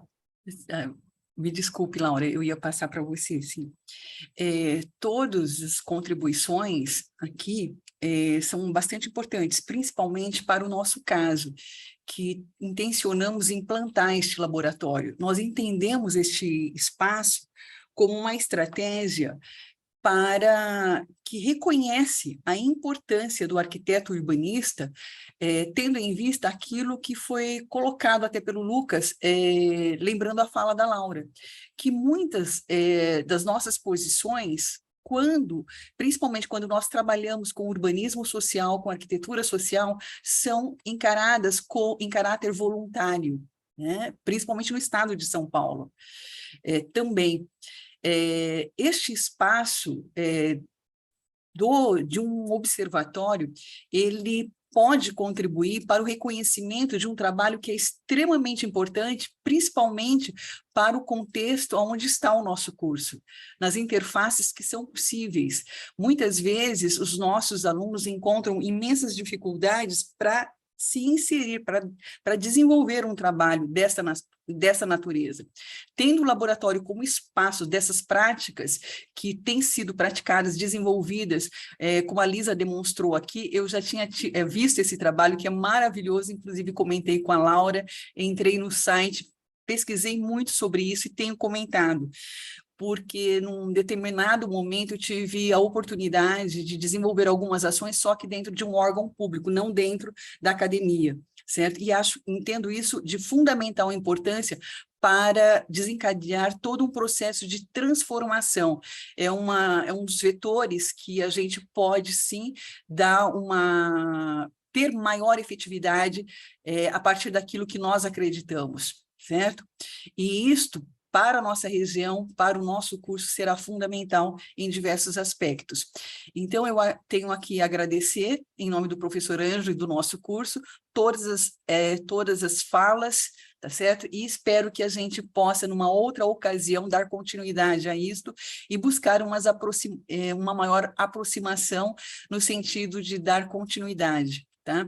Porque a ideia também é que este laboratório ele possa ter uma unidade móvel e percorrer os bairros para coleta de dados, interação e assim por diante. Então, vamos precisar de muitas contribuições ainda dessas práticas. Muitíssimo obrigado a todos. Laura, obrigada pela generosidade de ter acolhido essa temática, de ter aberto espaços, tá? Ao professor Ângelo, Lucas, Luiz e Lisa, esperamos que você possa um dia vir para poder mostrar esse trabalho maravilhoso e inspirar também os nossos professores. Muitíssimo obrigada. Obrigada, gente. Olha, obrigada a todos, todas. A gente teve algumas pessoas assistindo, a Camila, nossa aluna aqui do doutorado, e eu não estou vendo aqui o nome agora. A Clara teve aqui, a Clara Clara teve aqui. Então, foi bom que a gente consegue repercutir mais ainda essa reflexão. E a Ana Beatriz também estava aqui, a nossa aluna também do doutorado, e eu fico muito contente de ter participado mais uma vez de um trabalho com a Jeane, com o Ângelo, com o Lucas, meu parceiro aí de pesquisa. Parabéns, viu, Lucas? Você aí junto da Laura está só avançando, né? Estamos nos ajudando muito. A Lisa e ao Luiz, pela participação. O Luiz tem uma contribuição importante também no curso com a Univag, Lisa. Ele é o coordenador do curso do mestrado da parte da PUC, né? A PUC de Campinas tem professores aí que então ele coordena as atividades. E é isso. Eu acho que a gente deu um avanço e eu acho que agora a gente vai poder consolidar a proposta do observatório. Lembrando que eu quero só fazer uma referência que, para mim, a pesquisa é muito importante e tem a ver com o que o Luiz havia comentado. A nossa pesquisa aqui na PUC sobre dengue e Covid e espaço construído, ela tem um apoio de uma professora, uma pesquisadora da medicina, do nosso curso de medicina, porque realmente é uma área que não tem muitas questões, né? O que tem de interessante na Univag é que eles também têm um curso de medicina. E essa proposta do laboratório nasce na pós-graduação da arquitetura e urbanismo, mas vai poder constituir essa interdisciplinaridade e transdisciplinaridade de uma maneira concreta, né? Então, acho que foi muito legal essa troca.